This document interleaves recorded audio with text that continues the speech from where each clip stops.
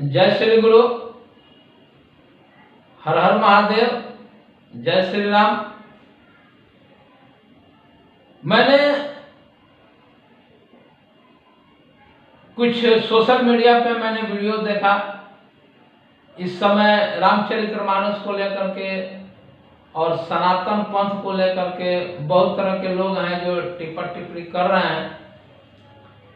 और इस देश में आज से ही नहीं, बहुत पहले से ऐसे ऐसे राजनीति किए गए हैं और राजनीति करके मनुष्य को बरगलाया गया है और अपना रोटी सेका गया है। ये जानते हुए भी मनुष्य बार बार ये गलती करता है। विशेष करके धर्म के नाम पर जो लोग गलतियां करते हैं अपना रोटी सेकने के लिए, यह तो जारी रहेगा। लेकिन शूद्र जिसको कहा गया है, जो बहस छिड़ा है, ढोल गवार शूद्र पशु नारी सकल ताड़ना के अधिकारी, तो उन्होंने जो रामचरितमानस के कुछ पन्ने भी जलाए गए हैं डाउनलोड करके, ये बार बार सनातन पंथ को टारगेट किया जाता है। इसमें हमारा जो सनातन मार्ग पे चलने वाले कुछ हिंदू लोग, जो हमारे हिंदू भाई बहन हैं, उनमें कुछ गलतियां हैं जिनको हमको सुधारना जरूरी है। क्योंकि जब तक हम अपने गलतियों को नहीं सुधारेंगे तब तक कोई भी कुछ बोलता रहेगा और हम भड़कते रहेंगे। तो इसमें भड़कने की कोई बात नहीं है। ये आदि से देखा जा रहा है और सनातन का जो इतिहास है अनादि से है। हम सबसे पहले तो यह क्लियर कर देना चाहते हैं कि शूद्र कहा किसको गया है। शूद्र किसी व्यक्ति का नाम नहीं है। शूद्र मानसिकता का नाम है। जिस तरह से काम, क्रोध, लोभ, मोह ये 5 विकार है, उसी तरह से शूद्रता एक उप विकार है। और उप विकार में जैसे शूद्रता आता है, आलस आता है, प्रमाद आता है, ये शूद्रता की निशानी है। जिस मनुष्य के अंदर यह शूद्र भाव रहता है वह मनुष्य कभी भी विकास नहीं कर सकता है। तो सबसे पहले हम शूद्र को समझ लेते हैं।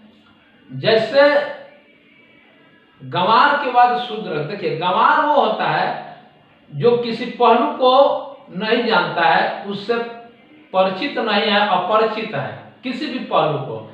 जैसे मान लीजिए हम योग सिखाते हैं बच्चों को, योग के बारे में जानते हैं। अब हमसे कोई विज्ञान की बातें पूछे तो हम नहीं जानते। हम मोटरसाइकिल चलाना जानते हैं, अगर कोई हवाई चलाना जानते हो तो हम नहीं जानते हैं। तो हम हवाई जहाज चलाने के लिए हम सक्षम नहीं है, तो उस विषय पे हम शूद्र हैं, गंवार हैं।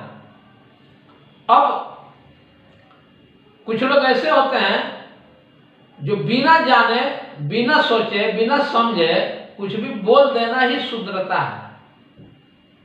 और 80% लोग हैं हमारे खुद हिंदू भाई जो आज के डेट में रामायण पढ़ते नहीं हैं, रामायण को समझते नहीं हैं और शूद्रवत व्यवहार करते हैं। शूद्रवत व्यवहार किसको कहा जाता है? देखिए, अगर आप अपने ज्ञान को अपने से गंवार के ऊपर, अपने ज्ञान को अपने से अशिक्षित आदमी पे अगर उसका शोषण करने के लिए अगर ज्ञान का प्रयोग कर रहे हैं तो आप शूद्र हैं। क्योंकि ज्ञान का प्रयोग गंवार को ज्ञानी बनाने के लिए किया जाता है। जैसे टॉर्च जो है, दीपक जो है, प्रकाश जो है, हम लोगों को उजाले में लाने के लिए और साफ साफ वस्तुएं दिखाई दे इसके लिए प्रयोग करते हैं। उसी तरह से ज्ञान सबका मार्गदर्शन करने के लिए होता है, न कि किसी को अंधेरे में ढकेलने के लिए होता है। हमारे देश में सबसे बड़ी भूल वहां हुई है कि कुछ ज्ञानी लोग ऐसे हुए हैं जो ज्ञान के अधकचरे में जा करके पूर्ण ज्ञान नहीं प्राप्त करके उन लोगों ने शुद्रवत व्यवहार किया है। जो पढ़ा लिखा आदमी है, जैसे कोई अधिकारी है घूस ले रहा है और घूस ले करके उचित अनुचित नहीं देख रहा है, वही आदमी शूद्र है। जो अपने अधम पेट के लिए एक सामाजिक व्यवस्था को बिगाड़ रहा है, जैसे एक जज है घूस ले करके आरोपी को छोड़ रहा है, वह शूद्र है। अगर वकील है पैसे के लिए अगर वो गलत आदमी का साथ दे रहा है, वह शूद्र है। उसी तरह से पंडित भी है जो लोभ लालच में आ करके अगर किसी को नीचा दिखा रहा है या अपना मान सम्मान के लिए अगर किसी को नीचा दिखा रहा है तो वह शूद्र है। पंडित होकर के भी शूद्र है, शूद्र मानसिकता का वह है। पंडित का काम है गंवार को पंडित बनाना। जिस तरह से आज के डेट में डॉक्टर के पास रहते रहते कंपाउंडर जो है, नर्स जो है, वो डॉक्टर बन जाती है। उसी तरह से जो वेल्डर का काम करता है उसके पास एक गंवार आदमी जाता है, वो गंवार आदमी उसके साथ काम करते करते करते करते वो भी क्या हो जाता है, वेल्डर हो जाता है। ऐसा नहीं है कि वेल्डर के पास काम करने वाला वह अज्ञानी ही रहता है। तो हमारे कहने का जो तात्पर्य है कि जो आदि से ब्राह्मण लोग जो ज्ञान लोगों को दिए हैं, वह ज्ञान प्राप्त करके अगर कोई ब्राह्मण बनता है तो उसका विरोध करना शूद्रता है। और ऐसा बहुत प्रमाण है। सबसे पहले तो शूद्र के बाद वैश्य, वैश्य के बाद क्षत्रिय, क्षत्रिय के बाद ब्राह्मण, ये चार जन जो है यह क्रमबद्ध इसकी पढ़ाई है। ब्रह्म जनाते ब्राह्मण जन्मते सब शूद्र है। जन्म से सभी शूद्र होते हैं, लेकिन जैसे जैसे उनके अंदर विद्या का उदय होता है, विद्या का प्रवेश होता है, वह वैसे वैसे वैश्य, क्षत्रिय और ब्राह्मण बनते जाते हैं। अब इस चार जन के बाद तीन गण है। आप जब धर्म ग्रंथों को पढ़ेंगे तो जीवन यापन के लिए ये चार जन ब्राह्मण, क्षत्रिय, वैश्य और शूद्र और तीन गण देवतागण, मानवगण, दानवगण, ये तीन गण जो है ये चार जन से ऊपर आते हैं।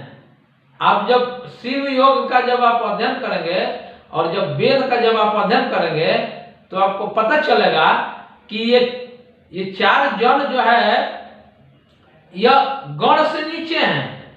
इसीलिए जनगण मन अधिनायक जो है, यह गण और जन दो बात समझ लेना जरूरी है। अभी तक पूरे भारत के हिंदू समाज में अभी तक ये लोग नहीं जान पाए हैं, ये नहीं समझ पाए हैं कि जन और गण में अंतर है।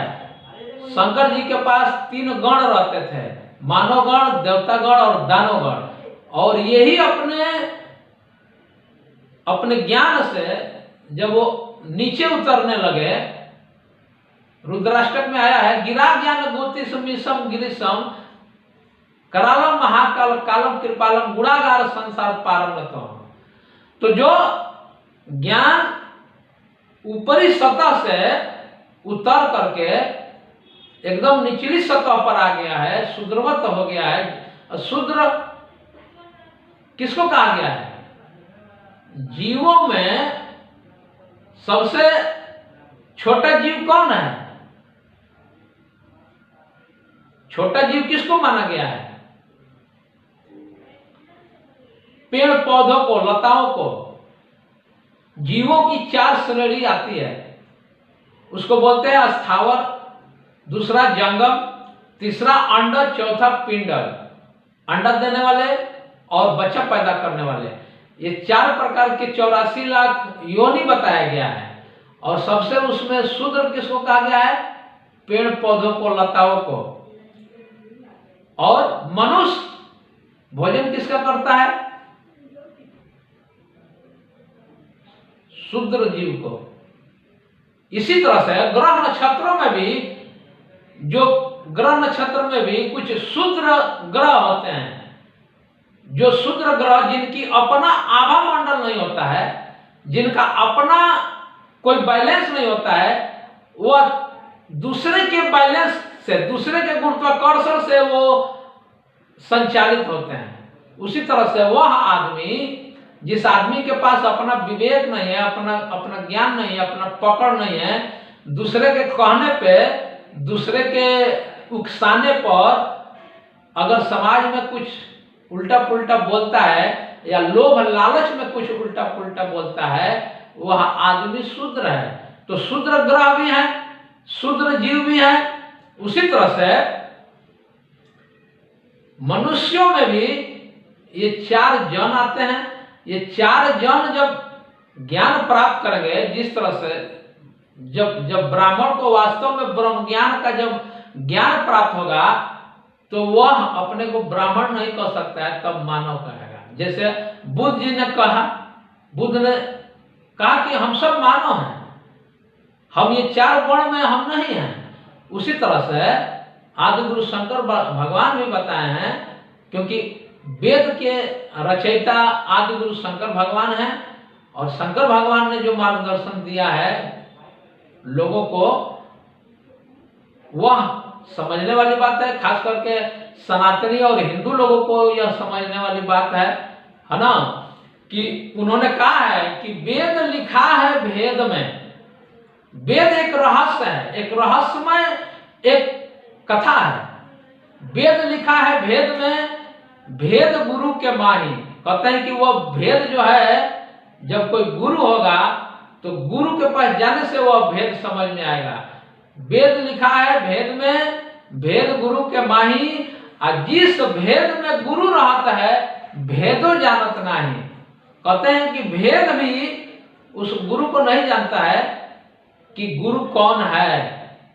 तो आगे उसमें प्रमाण भी दिया गया है कि गुरु जिसको गुरु कहा गया है, इस पे बहुत सारे ब्राह्मण लोग टिप्पा टिप्पणी करते हैं कि ब्राह्मण ही गुरु हो सकता है, और जो ब्राह्मण गुरु नहीं है, अन्य आदमी जो गुरु बना है, उसके पास जाने से वो भगवत प्राप्ति नहीं होता है। लेकिन ऐसा बात नहीं है। जो ब्रह्म को जान गया है वो ब्राह्मण है, चाहे वो डोम हो, चाहे शूद्र हो, चाहे वैश्य हो, चाहे क्षत्रिय हो। हम कथाओं को पढ़ते हैं, और कथाओं में बहुत तरह के ऐसे ब्राह्मण हैं जो अपने ज्ञान और अपने पखंड और अपने दुराचार से अधम योनि प्राप्त किए हैं। बहुत सारे कथाएं हैं। एक कथा ये भी आता है, भृगु ऋषि की पत्नी, जिनका नाम ख्याति रहता है, जिनका पुत्र शुक्राचार्य होते हैं। शुक्राचार्य जो राक्षसों के गुरु होते हैं। अब कथा थोड़ा ध्यान से सुनिएगा। तो जो भृगु ऋषि, जो सप्त ऋषियों में सबसे महान ऋषि आते हैं, जिनको वेद पढ़ाने के लिए कहा गया है, लेकिन वह ऋषि अपने पत्नी को नहीं समझा पाते, क्योंकि उनकी पत्नी जो है पुत्र मोह में, और उनका पुत्र जो शुक्राचार्य थे, शुक्र उनका नाम था, वह राक्षसों के साथ में ज्यादा रहते थे। उनको भगवत प्राप्ति अच्छा नहीं लगता था, और भृगु ऋषि उनको समझाते थे कि हमारा जो कल्याण होगा वो भगवत प्राप्ति से होगा। लेकिन सुख के समझ में नहीं आता था। वो राक्षसों के साथ में जाकर के दुराचारी करना, लोगों को सताना, लोगों को, क्योंकि वो ब्राह्मण पद का जो ब्राह्मण पद का आज समाज में दुकारा जा रहा है, इसका कारण खुद ब्राह्मण है। इस बात को समझना पड़ेगा। मुझसे बहुत सारे ब्राह्मणों का तर्क होता है, तो जब उनको मैं कथाएं बताता हूं कि कहां से गलती हुआ है, तो वो समझ में उनके जब आता है तब हाथ जोड़ते हैं, बोलते हैं कि भैया हम बहुत गलती में थे और आपने हमारा मार्गदर्शन किया। एक बात ये भी बताता हूं कि एक पंडित जी हैं, उनसे मेरे गीता पे बहस हुआ। जब मैं गीता का सार उनको समझाया तो उस दिन से वो मुझे लगे प्रणाम करने, पैर छूने लगे। जबकि मैं वैश्य से आता हूं, तो मेरे गांव के आदमी देखे, वो पंडित जी भी उनके पहचान के थे, तो मेरे गांव के आदमी देखे, बोले कि अरे तुम वैश्य होकर के ब्राह्मण से पैर छुआता है। मैं बोला तो मैं तो छुआता नहीं हूं, वो छूते हैं, वो जाने क्यों छूते हैं। तो उनकी जो मानसिकता थी, बात समझिएगा, उनकी जो मानसिकता थी कि नहीं ब्राह्मण ही गुरु हो सकता है, ब्राह्मण का ही पैर हमको छूना है, कि वो भी वैश्य से आते हैं। तो उनकी मानसिकता जो शूद्र है, जो यह समझ गया है कि केवल ब्राह्मण ही गुरु हो सकता है, केवल ब्राह्मण ही पूजनीय है, तो उनके शूद्र मानसिकता को कौन समझाने जाएगा। लेकिन ब्राह्मण जब वेद की बात जाना, जब गीता की बात जाना, तो उसको लगा कि नहीं हम गलती किए हैं। और इसका समाज प्रमाण है, बहुत बहुत सिद्ध महात्मा और सप्तऋषि हुए जिनका गुरुकुल बंद हो गया, राजाओं की जो राज व्यवस्था उलट गई, राजतंत्र चालू हो गया। तो ये कहीं ना कहीं जो घटनाक्रम है, ये कहीं ना कहीं दिखाता है कि ब्राह्मण और क्षत्रिय अपने जो निज कर्म और निज धर्म से चूक गए, जो समाज में इतनी बड़ी क्रांति आई। कथाओं पे ध्यान दीजिए, जो ब्राह्मण अपने कर्म के अनुसार, अपने धर्म के अनुसार ब्राह्मण का काम किया है, दुनिया उनको पूजा की है। और जो क्षत्रिय धर्म से राज चलाया है, दुनिया उसके लिए मरने के लिए तैयार थी, मरी है, ऐसा प्रमाण है। और जो राजा दुराचारी हुआ, जो पंडित दुराचारी हुआ, वह अपना तो पतन किया, समाज का भी पतन कर लिया। तो यह बात को कहीं ना कहीं हिंदू भाई को और ब्राह्मण लोगों को इस बात को समझना पड़ेगा कि हमारे अंदर कहाँ गलती हो रही है, जिससे हमारे समाज में इतना बड़ा दाग लग रहा है और सनातन धर्म को बार बार टारगेट किया जा रहा है। अब मुख्य कुछ बातें मैं समझा दे रहा हूं। देखिए, वेद जो जीवन यापन की पद्धति बताता है, जिसको 16 संस्कार कहते हैं, हमने खुद सर्वे किया गांवों में जाकर के, 16 संस्कार के बारे में। हर हिंदू के घर में ये 16 संस्कार होता है, लेकिन 16 संस्कार के मूल रहस्यों को कोई हिंदू नहीं जानता है, कोई सनातनी नहीं जानता है। 16 संस्कार क्यों होता है, क्यों कराया जाता है, सबके साथ होता है 16 संस्कार। गर्भधान संस्कार से लेकर अंत्येष्टि संस्कार तक यह कराया जाता है। लेकिन वेद में यह 16 संस्कार का जो मार्मिक रहस्य है, वह समझना है कि 16 संस्कार करते हुए, ये मानव जीवन को जीते हुए हमको मुक्ति, परम मुक्ति को प्राप्त होना है। और जो यह परम मुक्ति को प्राप्त नहीं होगा, वह इसी तरह से लड़ते रहेगा, जाति के नाम पर, धर्म के नाम पर। और ये अधम पेट जो है, सबको इसी तरह से अधम बना करके, शूद्र बना करके राजनीति कराते रहेगा। मनुष्य आज के डेट में इतना शूद्र हो गया है कि कपड़े के लिए, जेवर के लिए अपने ही पति पत्नी लड़ रहे हैं, अपना ही भाई भाई लड़ रहा है, अपना ही बाप बेटा लड़ रहा है, केवल पदार्थ के लिए।